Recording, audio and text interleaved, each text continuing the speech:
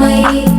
क्षीरसमुद्भव मङ्गलरूपिणि मन्त्रनिवासिनि मन्त्रनुते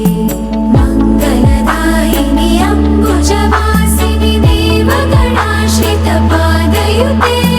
जय जय हे मधुसूदनकामिनि धान्यलक्ष्मि जय पालय माम्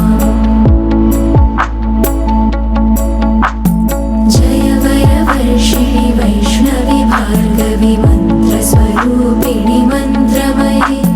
सुरगणपूजित शीघ्रफलप्रद ज्ञानविकासिनि शास्त्रनुते भवभयहारिणि पापविमोचनि साधुजनाश्रितपादयुते जय जय हे मधुसूदनकामिनि धैर्यलक्ष्मि जय पालय माम्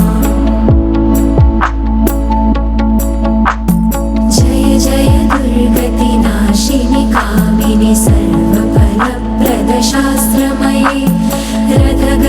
रथगजदुर्गपदाति समावृत परिजनमण्डित लोकनुते